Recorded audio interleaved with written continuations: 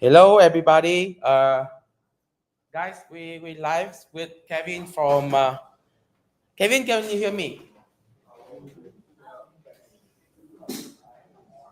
Kevin, can you hear me?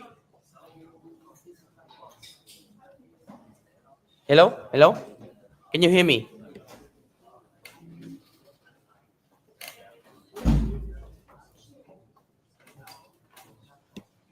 Kevin.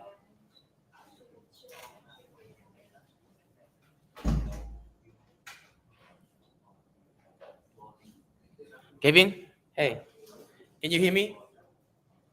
I cannot hear you.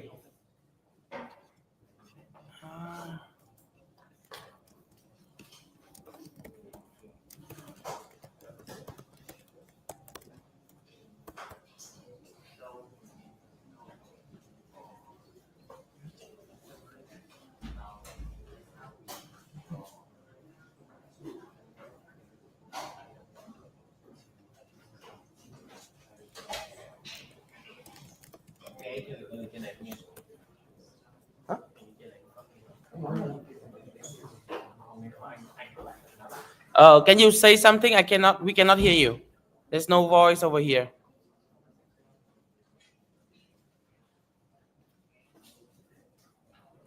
I cannot hear you.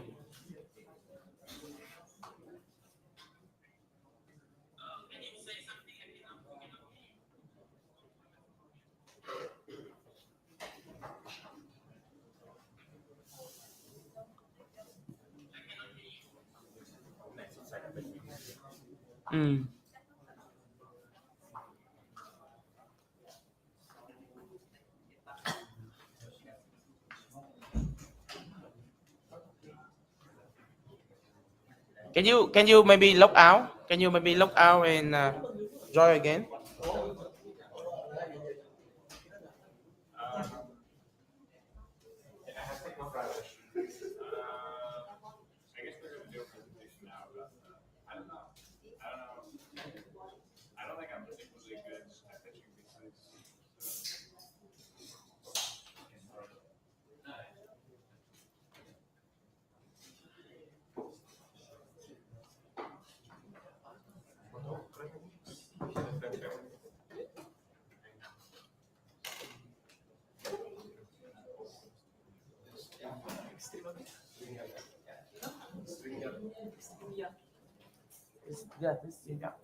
It's very handy. We use it for like. So now we live in LinkedIn, YouTube, and X. Hello, hello. Can you hear me? Yeah, we hear you now. Great. Awesome, awesome. I can hear y'all. Very good. So guys, so for the people in the space, we live now in LinkedIn, in YouTube, and in X. But like, I hope we can like just on the screen. And this is Kevin from GIMA Group. He's an investor in blockchain for many years. I think he will introduce himself. He actually lived in Da Nang for a while. So now he's just like on a visit trip to. I mean, like now he's in Dubai, and I think he will come back by June. He will share with us our art of pitching and introduce himself. So yes, Kevin, it's your turn now. Hello, hello. How's everyone doing? Great. Good. I know you guys have had different things. Let's take a look today. Your voice. What's up? Okay, it's good now. I think yeah. Just to try again. There's something with your voice. Cannot hear very clear. Hello, hello. Testing, Okay, good testing. now. Testing, testing. All right, all right. All right, everybody. Nice to see y'all. Nice to see everybody. I know you had a long week of many different topics, many different, pitching ideas. I'm going to take a little different approach today to how to teach about pitching. I'll give a little introduction about myself. If any time the audio is not good, just jump in and interrupt me, and we'll go from there. But all good on the audio to get going? Okay, cool. So I wanted to take a different approach to this presentation. I'll give a little introduction about it, but we're going to call it the art of pitching, because pitching is an art. It's not read in the textbook. It's not what they teach you in the class. There is no really anybody that can teach this except for experience. But these are some techniques that I've learned throughout the way. I've been pitching for over 20 years.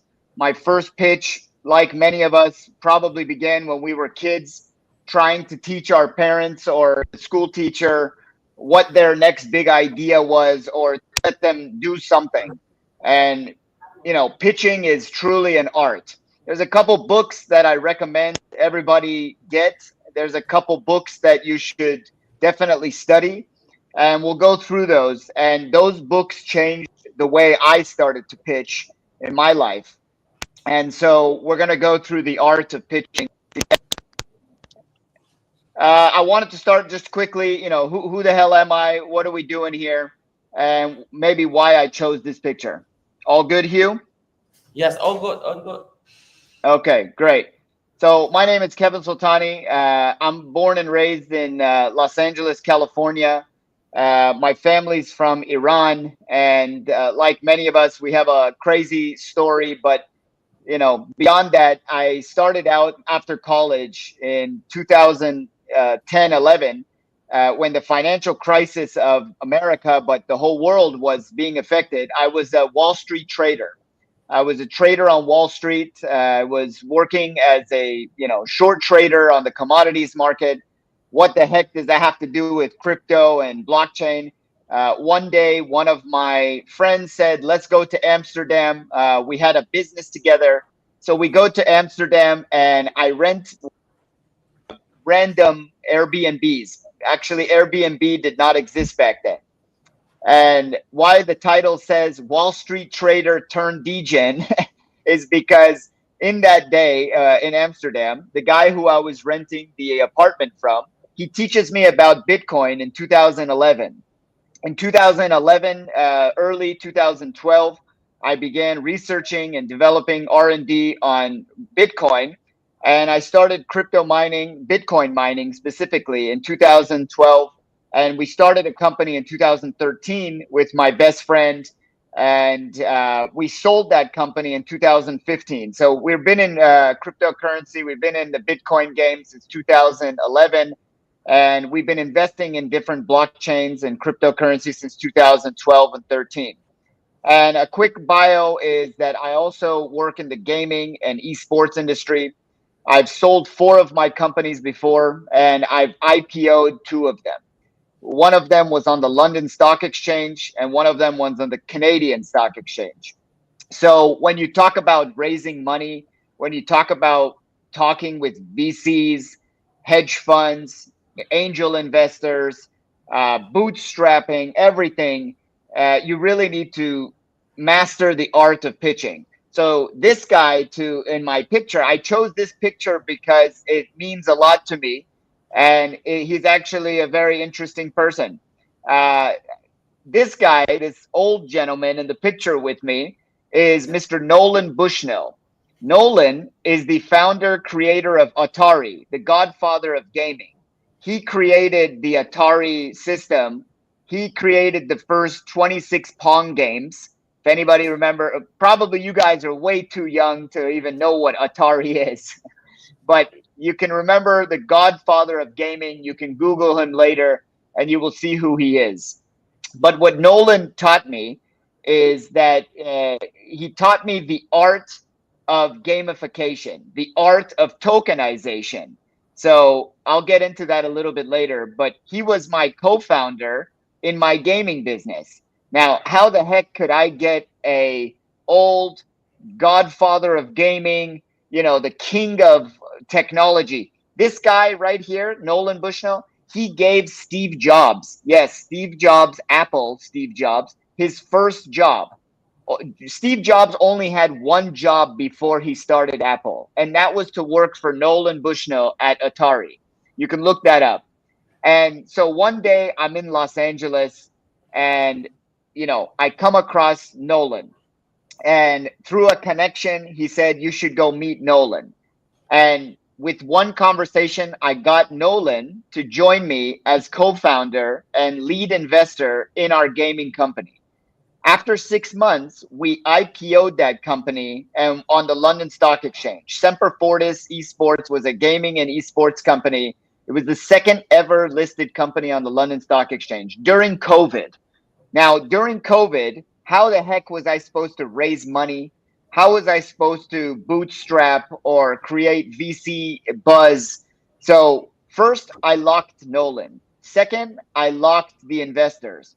Third, I was able to oversubscribe. That means more than we need money from the investment round by 7 times the amount that. And all of this I give back to the art of pitching. I mastered how to pitch. I mastered how to communicate. I mastered how to communicate and pitch. Those are two different things. I'm communicating with you, but what you don't know is that I'm actually pitching to you. And I'll get into that in a couple slides. So, a couple things that we've done in blockchain and crypto. We've been successful in over 100 different investments. I'm an LP and a GP in multiple different funds. Usually, I'm wearing a suit and tie. I'm in Dubai right now. It's very hot in Dubai. I'm here for Token 2049. I'm speaking at all the conferences. I do a lot of speaking engagement because I love to communicate. I love to educate and I love to pitch. We're always pitching each other. I'm pitching you right now. You're going to pitch me your ideas, and then you're going to have to go out there and pitch the world. So we're always pitching, we're always communicating. And that's something that you guys need to master. So let's get into it. Your idea is only as good as how well you can pitch it. All right. This is very important. Nobody cares about what you're building. I'm sorry to tell you that. I told you, I'm going to take a little different approach today.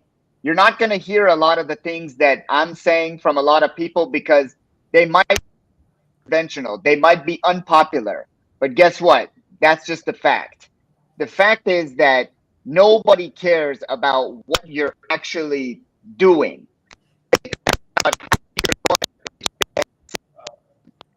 We lost you with the voice. The voice.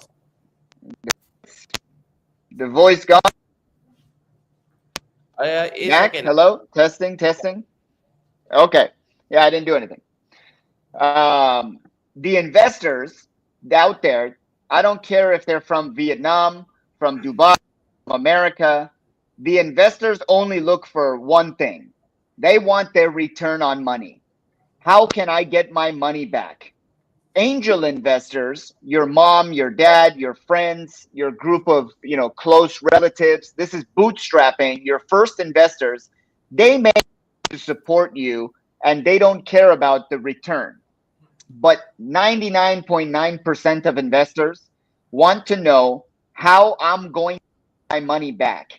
And the only way to do that is so that they can fund clear visions. They have to fund confidence.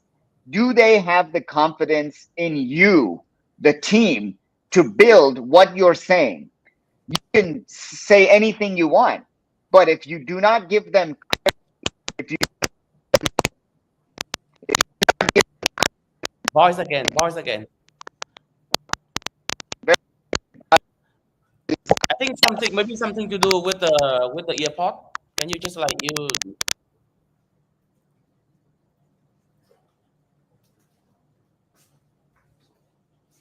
you are mute now? You're mute now. Hello, hello, Okay, hello. good. All right, no more earpods. Yes. If you can give the investor the confidence through your team, through your vision, that is already 90% of the pitch. A great pitch is all about the communication. Everything that you communicate, every word has to be sharp, has to be clear, has to be attacked. And when you hear the most famous speakers in history, even looking at now, President Trump, President Xi Jinping, Elon Musk, these type of people, when they speak, every single word is with a tap, and it's with the tone and with the clarity, and they look you in the eye and they attack, attack, attack. So I made sure every word on this presentation, every single word was impactful, and you should do the same with your pitch. No, every slide should be taken care of. Every word on every slide should be impactful, especially in Web3. So I made this presentation just for Web3 blockchain-based startups, and we know how noisy Web3 is. There's a million new ideas. There's a million new tokens and launches. But your pitch is your speakerphone. Your pitch is the only way to set yourself aside. Unless you're able to get Elon Musk as your advisor, nobody cares what you're building. That's just the fact. Again, I'm sorry to tell you that if you're working on the dev every single day and night, you need to stop and put at least 50% of your time on marketing, on sales, and on communication. 50% should be on dev. Because if you over-dev, if you overdevelop and you forget about the pitch, if you forget about marketing, if you forget about your communication, nobody gonna hear you. The best ideas are going to die in mom's basement. That's what we say in blockchain. Everybody's living in mom's basement. Everyone's living under, a rock, because they say, I have the best development. I have the best application. I have the best tech. But if nobody can see it, if nobody gets to use it out there in the real world, who cares? And so my job is to help startups, is to help companies get their investment. So a strong pitch turns the noise. It's like a fire. If you have a fire in the jungle or in the middle of nowhere, no one's gonna see it. But if the fire gets bigger and bigger and bigger, the smoke, you can see it from 100 kilometers away, 1 million kilometers away from space. You can see the smoke. So think of your fire is like your tech, but the bigger the fire, which means marketing, which means communication, which means advertising, communication, then the smoke starts to rise and you can see the smoke from space. And then everybody gonna know about your development. So keep your pitch lean, sharp, and scalable, just like you're keeping your development team lean, sharp, and scalable. I'm sure many of you startups, you don't have 100 people on your team. Think of your pitch the same way. Keep it very concise, attack, attack, attack. So this is some key points about what the investor mindset is looking, and especially for the blockchain industry. Big market potential, high growth. Okay, we all know that, but blockchain has many different parts of the market. Which part are you going to attack? Now, you don't have to attack the part that everybody attacking, but you should attack a high growth market. So narrative right now is a big deal. DeFi is very quiet. Gaming, GameFi is very quiet. But DePIN and AI, DePIN AI and PayFi, payments, these things are hot right now, right? I've been in blockchain for over 14 years from the very beginning. And every 4 years, every 2 years, every year, there's some narrative. 3 years ago was NFTs. 2 years ago was DeFi. 1 year ago was AI. What's this year going to be? We're still very confused this year. We're almost halfway done with the year and nothing going on. There's no real target. Maybe AI still, maybe some DPIN, maybe some payments, but there's no 3 letters. RWAs is a joke. Why I say RWA is a joke? Because no one is actually building anything of the value. But many of us, even me, I'm investing in RWA. But what is RWA? No one can seem to explain to the investor what a real world asset tokenization is. Real estate, the big boy, real estate is the biggest attack for RWAs. But I don't know, did anybody see what happened with Mantra? Raise your hand. Mantra? Nobody saw what happened with Mantra? Raise your hand if you heard what happened with Mantra. Really? Okay. There you go. And this was supposed to be a biggest RWA tokenization engine, $1 billion in projects, and they rugged. Somebody somehow found a way to hurt the network, 90% down. Right here in Dubai, you can look up Mantra Dubai. They made a deal with the largest real estate developer. And what's going to happen now, right? Not a very good look. So look for high market, high growth potential. RWA still is my biggest favorite, but because no one really building anything, I'm kind of, whatever. So we building ourselves. We hired a few team, and I would love to work with anybody that's building anything of real substance, not this bullshit that everybody keeps talking about and no one is executing. So I can go into that more later. I'm not going to talk about every single point. You're more than welcome to take pictures, or I can send the presentation later, but I want to go through the key markets, right? So a clear go-to-market strategy. Who cares about your tech again? This is something I'm going to say 1,000,000 times because you need to hear it. Every investor or everybody going to tell you, keep going, keep going. You guys are the smartest people in the world. You know that?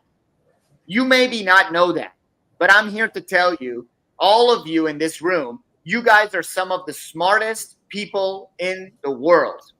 Okay? Now, stop building so much tech. Focus on your marketing. Focus on your sales. Focus on your go-to-market strategy. Because we don't need more tech. We need your tech to be alive. We need your minimum viable product.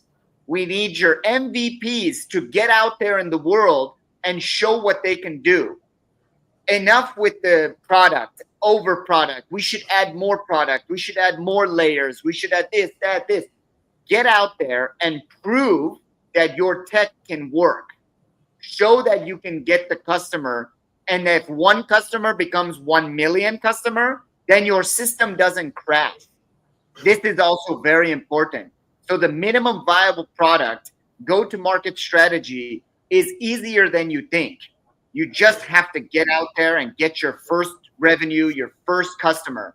And that is a science. You guys, like I said, you're some of the smartest builders in the world. I'm here to tell you, I've spent a lot of time with you guys. I know many of you guys, and you guys are very, very smart. You're some of the best developers in the world. But your marketing, your sales, your communication, zero. We have to get this up. We have to work on marketing, sales, communication, because the world should hear what Vietnam, what Da Nang, what you guys are building. If you cannot communicate your vision, if you cannot communicate your mission, your minimum viable product, then how the hell the world gonna use you? So America is the best at this. We create this much, but we show this much. And the whole world says, wow, you have the best product. Then they give the money and then they build the rest. But as long as the minimum viable product is working, no errors, the first investors will come in and you will see the ball roll faster and faster. And always remember, if you're building any technology and you're not thinking about an exit in mind. Now that can be M&A, which is merger and acquisition, full sale. So Google comes and buys your company and they say, okay, thank you, go away. Or they say integration. We want to buy your company and you stay with us, Google, and you build the next product. Or you IPO, which is a initial public offering, which is a liquidation event for the market to participate in your company. These are all exits. You have to think of an exit in mind from day one. How the hell am I going to exit this company? How am I going to, maybe in 10 years, maybe in 100 years? But entrepreneurship, startup grind is all about grit. Grit is waking up every freaking day with no investment, with no love. Everybody hates you. Everybody says your idea is crap. Everybody says the world is ending, COVID, this, blah, blah, blah, the war, blah, blah. And you still wake up and you still fight and you still create and you still sell your product because you have an exit in your mind that you know is going to be the best application in the world. Is going to change blockchain, is going to change PayFi, DeFi, DePIN, whatever you're building. You have to have an exit in mind. You're not just pitching a product, you're pitching risk management. Remember that. To VCs and angels, you're not pitching your product. You're pitching how this product has so managed its risk that I can get you your money back and you can be the next, investor in Nvidia or Google. So remember that when you're making your pitch, you're pitching the product for 5 or 10 seconds because it's an elevator pitch. If you cannot sell the product in an elevator, 30 seconds, 60 seconds, then forget about it. And that's how your pitch should go. This is my favorite thing to learn. This is what I mastered. I highly recommend you find the book. If it's not in Vietnam, I have the PDF version for you. I can send to you. It's a book by Oren Klaff. You can write his name down. The book is called Pitch Anything. I didn't write the name of the book here, but I have a picture of it, and I have the PDF for you anytime anybody wants. This book changed my life when I was in high school, college, when I was your age. And it's all about frame control, how to control the narrative, how to control the conversation. Every word should stick in the brain of the person listening. You might be on your phone right now. You might be writing notes. You might be nervous about your pitch. You might be talking with your mom and dad. You might be yelling at your girlfriend right now. But what you don't know is that every word I'm saying is entering your brain the way I want it to, because I'm frame controlling the way I'm creating the narrative on this talk. And this is through practice. In the next slide, you will see what I mean about the brain and how you can control the frame. So there's a lot to unpack here, but I'm going to quickly go through it. This one slide can be 1 or 2 hour presentation. This is my favorite thing to do. I mastered the art of communication. I've mastered the art of pitching because of Oren Klaff and Pitch Anything. The book is called Pitch Anything. Beautiful name, by the way, right? Because you should be able to pitch anything. When you're talking with your girlfriend tonight or your boyfriend and you say, hey, what do you want to have for dinner? You're going to pitch your idea for dinner and you're going to hope that it works. Now, for all the boys in the room, for all the men in the room, it's very difficult to do that with your girlfriend. Very easy for the girlfriend to do that to the boyfriend, though. Let me tell you, because the women know how to communicate. They are the master of pitching. But the men, we are terrible at pitching. We are just very bad at pitching for some reason when it comes to women. So we need to practice, right? And when you're talking with your teacher or your professor, how come you gave me that grade? How come I didn't earn a higher mark? Or, I should get a 90. You gave me 85. You have to pitch to them why you deserve a 90.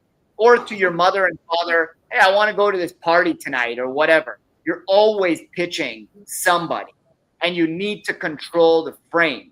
The frame is like a picture frame, right? The smaller the frame, the less people are going to be able to see. The bigger the frame and the more impactful of the frame, that's your frame. They cannot escape the frame. Once they're in the frame, they cannot escape the frame.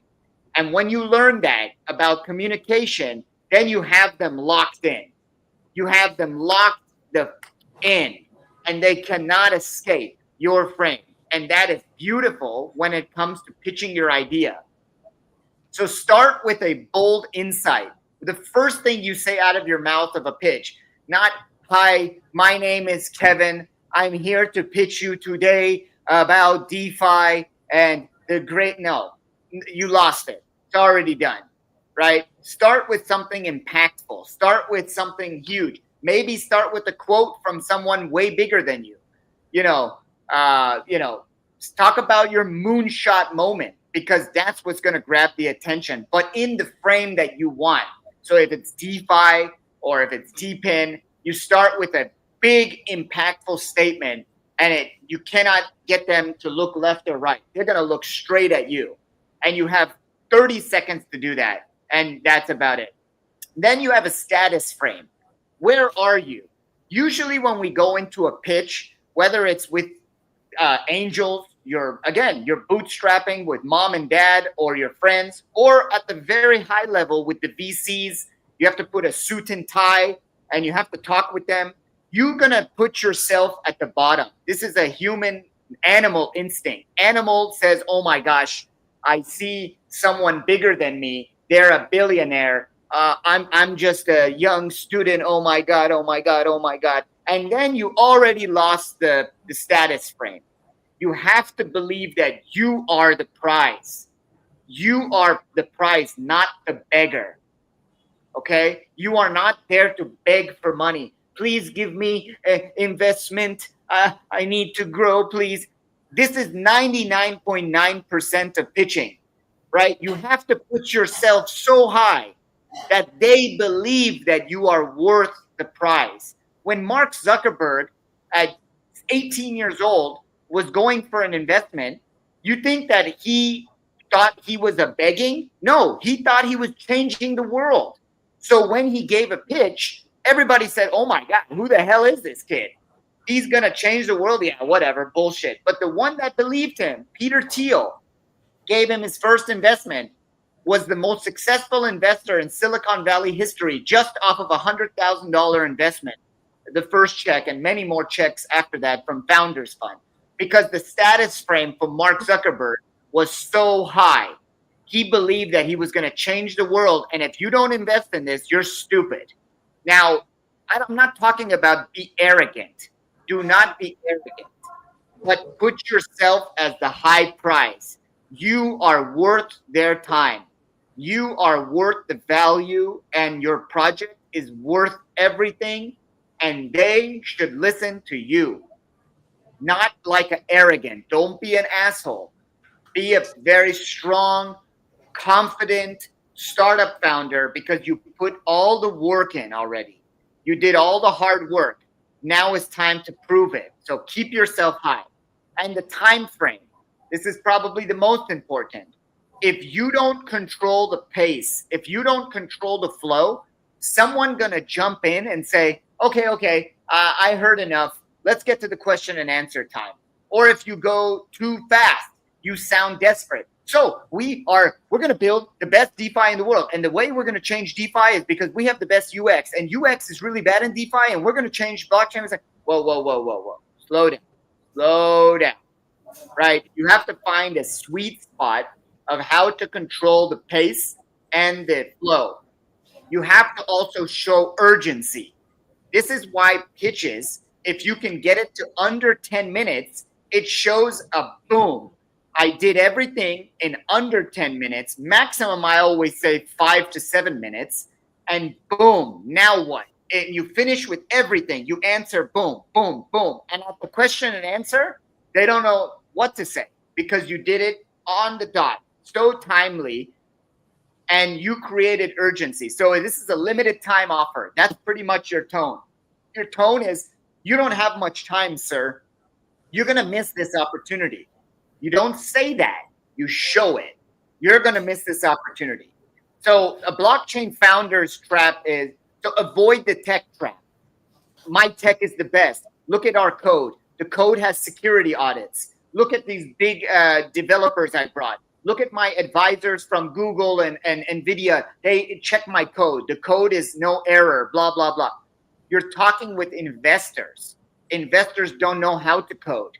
Only maybe 5% of investors know how to code, but they know how to see a vision.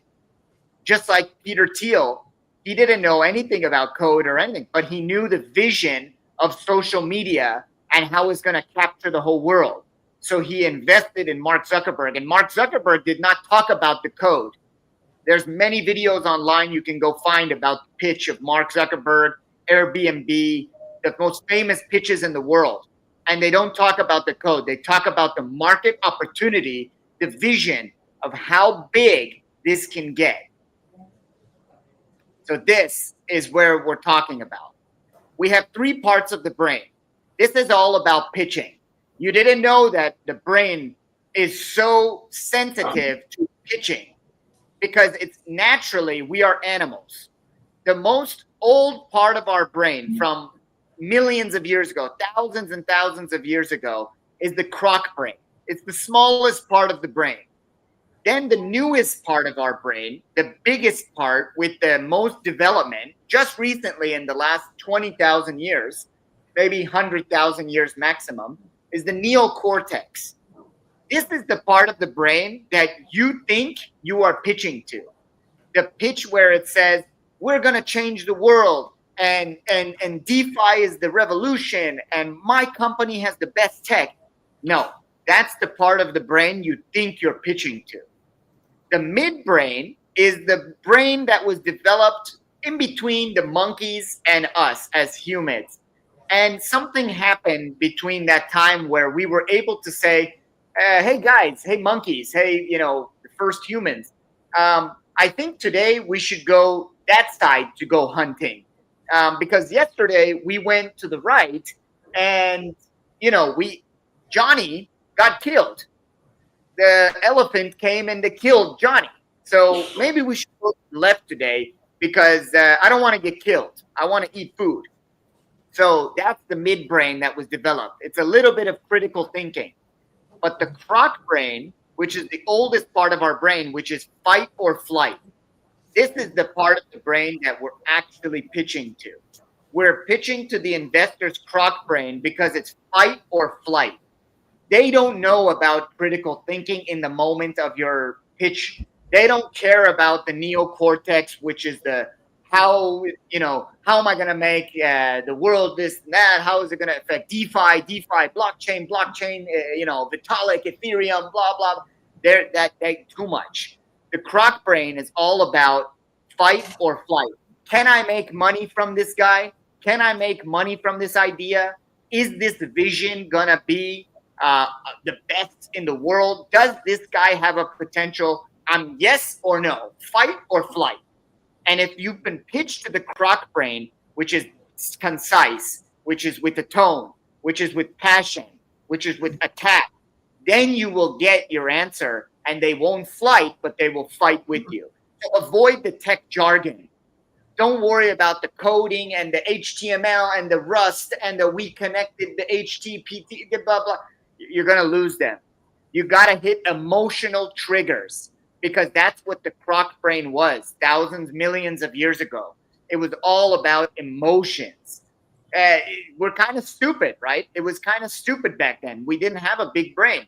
We would wake up in the morning. The monkey would say, I'm hungry. Let's go get some food. And they would go out and get some food. And every day, an elephant or a tiger or something would kill one of the monkeys. And they would come back and they would say, at least we got some food. And sorry, Johnny died.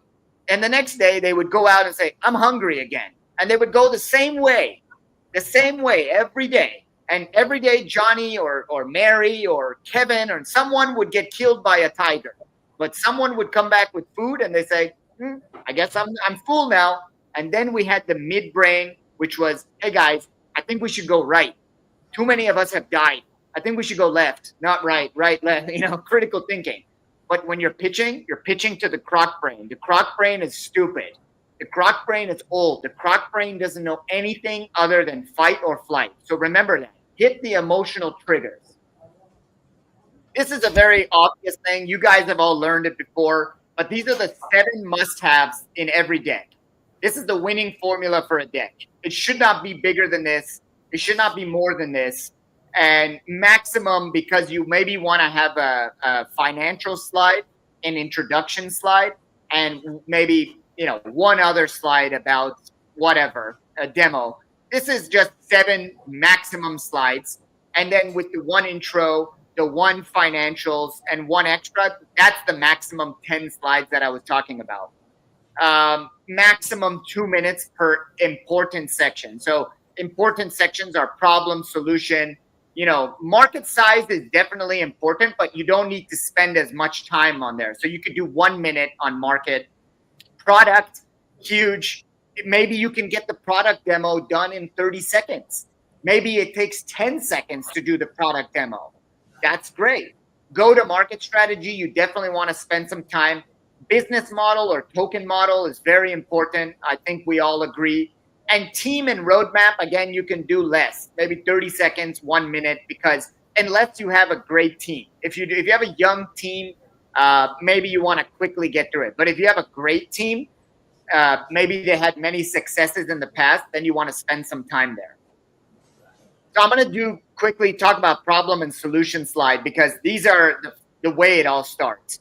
You got to start with emotions. You got to start like a storyteller. Everything about the pitch is about the story. No one cares about the tech. I will say it a million times. The tech is your ammo. The tech is the final bazooka. But the gun full of ammo should be your emotional responses, the attack on the emotion. So an example would say, today's gamers earn assets, but they can't use them outside the game.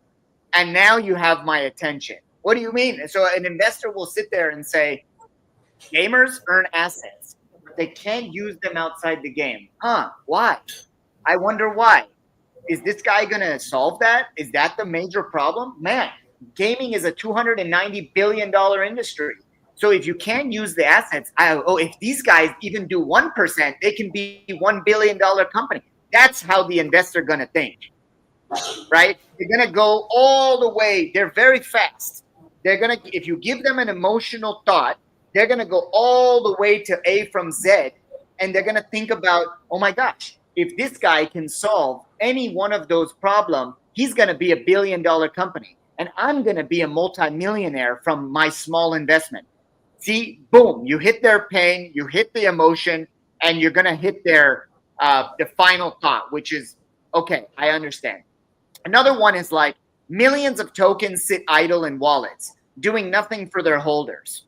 Oh, well, that's pretty crazy. Millions of tokens. So the value of those millions of tokens have billions of dollars. That's pretty amazing. Don't say things like, this is the problem in the industry. That's what everybody's going to say, guys. Everybody knows the problem slide. We got it. It says problem. Thank you. Understood. You don't need to say it anymore. You don't need to say the problem in DeFi is that the UX is terrible. Okay, if I hear this one more time in a pitch, I'm going to just run up and pull the mic, because everybody knows that DeFi has a problem of UX. We know. Everybody knows.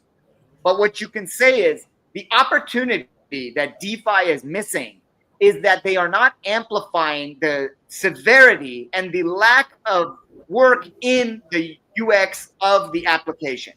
Whoa, that sounded way better.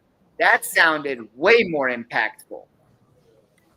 Then you got the solution. Show them. Don't tell them. Show them what the solution is. Show them what your product from the solution that you're building is going to take. This is your moonshot. Your moonshot is backed by code. Backed by code. But your moonshot, you're going to need a capsule to go up in space. But without the fuel, which is your code, without the boosters, you can't go up. But you still got to build the capsule, right? You still got to talk about the capsule. Our capsule will not burn on re-entry. It's going to stay in space for thousands of hours. It's going to go to the moon and Mars and back. But the code is the computer, is the technology, is the boosters, is the fuel that's going to bring it back or take it up, or, so talk about your solution. I'm sorry, show them your solution. Show the boosters. Show the fuel. What are you building and why? Tell a story, right? Imagine a world where our UX becomes so popular in the industry of DeFi that all DeFi platforms will want to use our SDK or our API and to enhance their DeFi, Aave and Compound and all of these big guys one day will call us because our, open source, UX, whatever. That's where you can tell the story of the possibility, right? Another version is we unlocked yield from idle in-game assets across protocols. Wow. This one line told the whole story if you are a gaming, GameFi company. So from our protocol, we are going to unlock the idle assets of in-game assets, the idle assets. These are all keywords, right? So try to create a memorable story to tell your product. It's your moonshot backed by code. Go-to-market strategy, pretty basic. Nothing much here that you guys have not heard of already. The basics. But how I can say that the difference is that you got to reference bigger reports. If there's someone from the industry, an article, a talk, something that you can reference that's bigger than you. So not just say, I think the SAM or the TAM of Vietnam or of DeFi or of the world blockchain is like this. No, that's not, who cares? That's what everybody's saying. But if you can say, last week in a Masari article, I learned that actually the TAM of DeFi within Vietnam or within Da Nang or within even SuperCamp, go all the way micro, showed that there's more possibility than the market is showing. Because if we talk about what Forbes article showed last month, it's already too old. So Masari or Delphi Capital or Pantera Capital or any one of these big VCs or research and development companies talk about it, you should reference it. Let's go to how to win. We're going to wrap it up. Keep it under 10 minutes. Leave room for questions. If there's no questions, you did something wrong, right? There's no such thing as wowing them. Oh, there's no questions. They must really love this. No, that's BS. There's always going to be questions. Clarity equals credibility. Clarity equals credibility. The more clear you are, the more confidence they have in you. Quickly send your deck to the VC or angel or whoever. You have 10 minutes to get that in their inbox. Not a white paper, a quick presentation that can be understood very quickly. This is the most important thing I'm going to say all day. Know your numbers. Know your metrics. Know your customer acquisition cost. Know your retention rates. Know your token velocity. If you're dropping a token and you don't know anything about your token velocity and your tokenomics are just like you did on ChatGPT, that's a big problem. If you don't know every single number, you should know. If I ask you, what's your development cost? What's your runway? What's your roadmap for Q4? You said you wanted to build that out. How much is that app going to cost? How much do you pay your advisors? How much do you get the investment? What's your interest rate on the loan that you're going to take? All these numbers you should know. And end with confidence. Start with the story. Start with the emotional resonance. Start with the emotional attack. and end with a confident attack. We are asking for $1 million to scale our user acquisition, right? They need to know what you are asking for. They're not just a magician. They have to know from you, not in your finance slide. You have to say it again. Thank you for your time today. And we are raising $1 million to scale our user acquisition because we are looking to dominate the DeFi market as it pertains to the best user acquisition, to the best user experience that the blockchain industry has ever seen. Wow, that is impactful. That is confident, and that takes balls. That takes a lot of, to say that. A couple final quotes, right? This is about the confidence and clarity. No one will believe it until you do. That's a fact. And that's 90% what's wrong in pitches, is that no one actually believes that they're good at what they do. Even in this room today, you're going to pitch and you think you know, but you don't know. You got to believe, because if you don't believe, no one's going to believe. People don't buy the best tech. They buy the best story that makes sense fast. Just like Mark Zuckerberg and Facebook, he was able to show how a couple pictures from pages of a yearbook is going to be the digital yearbook, and everybody gonna share. Are you single? Are you married? Are you fat? Are you ugly? Are you hot? Are you not? And that was very easy to understand, that the world is all about emotion. We're emotional creatures. So they understood it quickly. You're not begging for opportunity. You're offering an opportunity. You're not begging for money. I'm sorry. You're offering an opportunity. That's super important. Again, 99% of pitches sound like begging.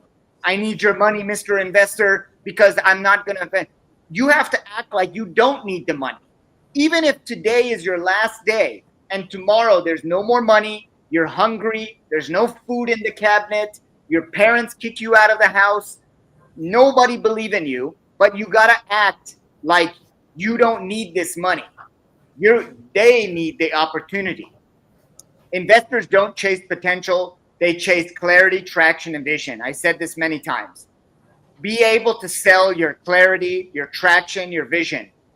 There's times when I've invested in companies, just meeting them at the bar at a token 2049 or walking for 10 minutes. Even some of you in this room, I've met you and we've talked already, because I already can see the clarity and the vision. But if you cannot say that very quickly, then who cares? Pitching is not about the ego. It's about transferring certainty. It's about telling a story of inevitability. My idea is inevitable. If you do not join us, you will lose out on the biggest opportunity of a lifetime. Now, you don't say that. You don't say that. But you got to show it. You got to, with your tone, with your energy, you got to show the investor that this is a best opportunity of your life. Now, because I have the tech and this and that, trust me, it's going to work. But you got to show it, not say it. And positioning your vision as investable, which we said many times. That's the presentation. Go get that money. I appreciate your time, guys.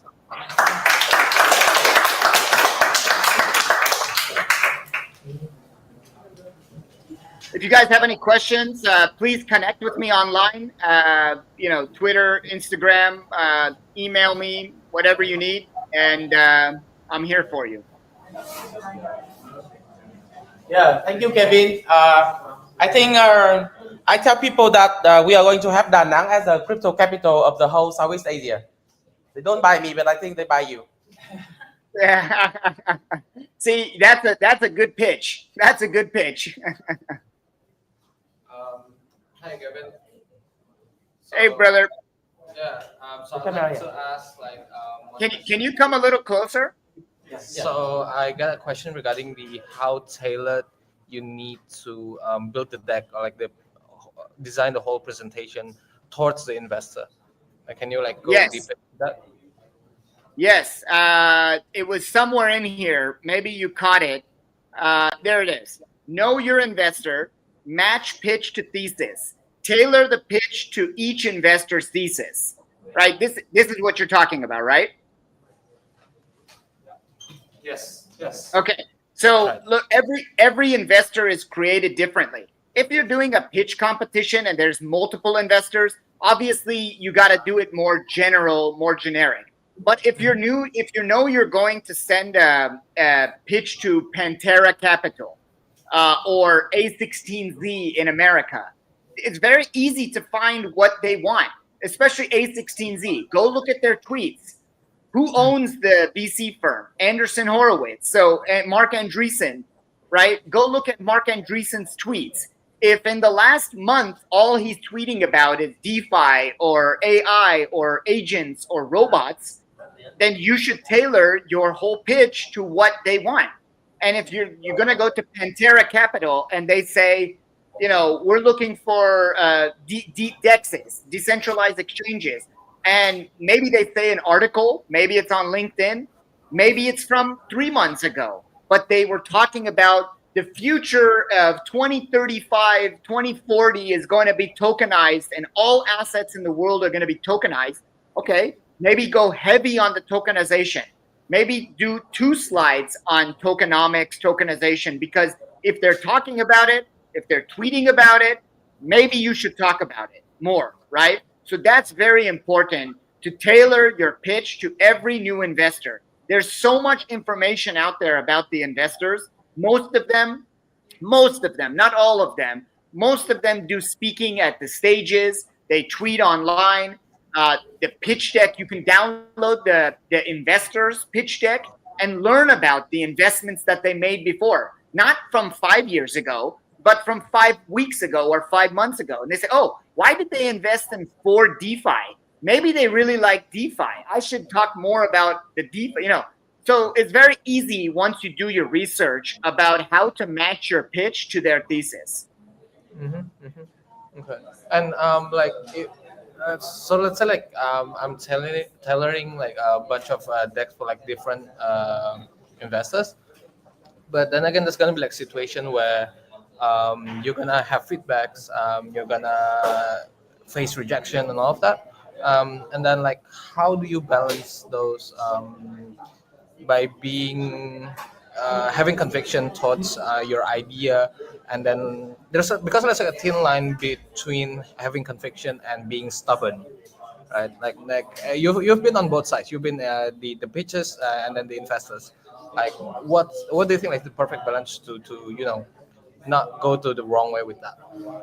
Yeah, that's a very, very good question and a very good thought. But the answer you don't want to hear is that we'll never know, right?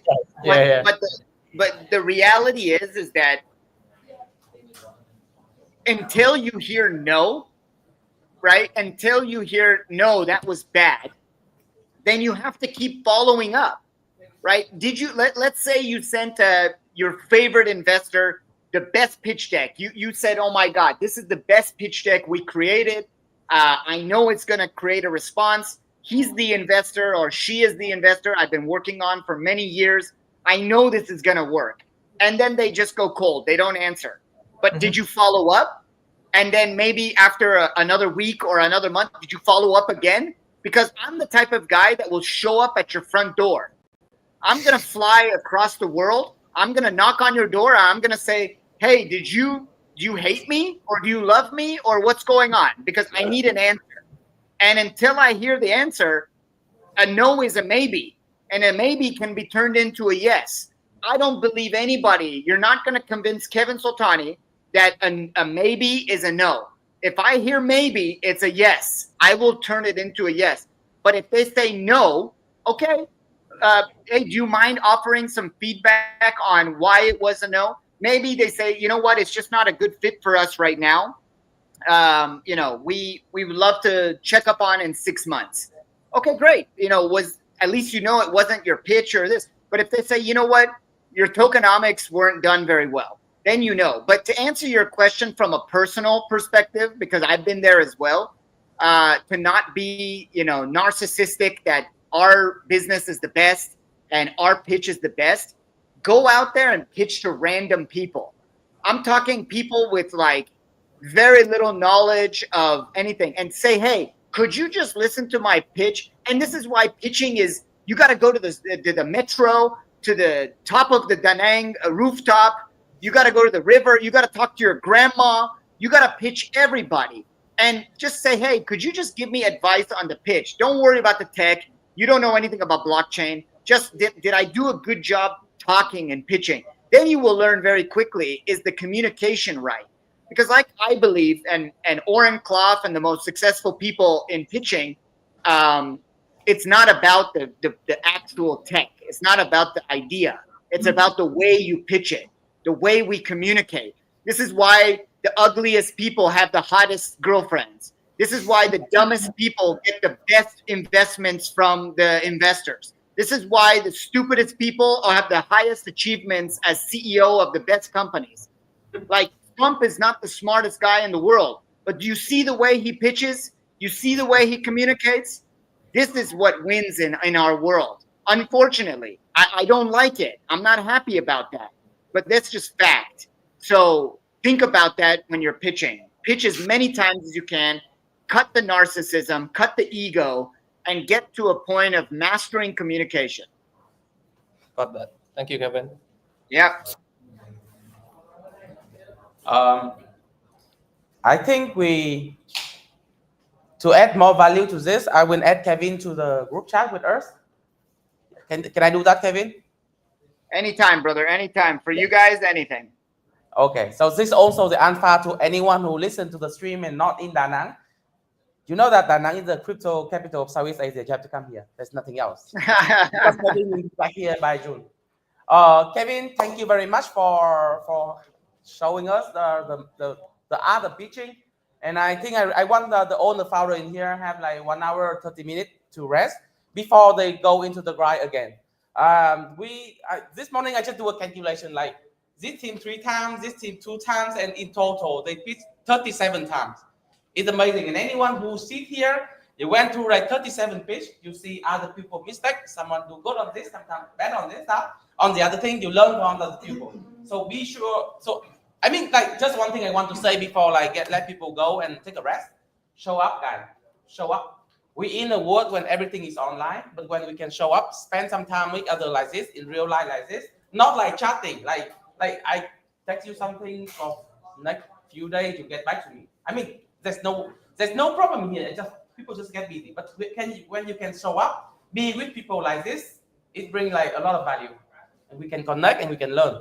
So for Super Team in Vietnam in the future, we can create more events like this for people to show up. So show up. So thank you very much. Thank you, Kevin. Yeah, thanks for having me here. Yeah, thanks for having me here. Thanks, everybody. Keep in touch. Here are my links. Make sure to contact me if you need anything. Send me your pitch decks. I'd be more than happy to tear them apart for you that we can... I think we love pitch deck roasting. Anytime you come, we can have an event like that. 100%. Have a great day, guys. Crush it tomorrow in the pitch competition. Crush it. Do really well. Attack. Confidence. All right. Have a great day. See you. See you guys. Here, let me take a picture. Yeah, take a picture.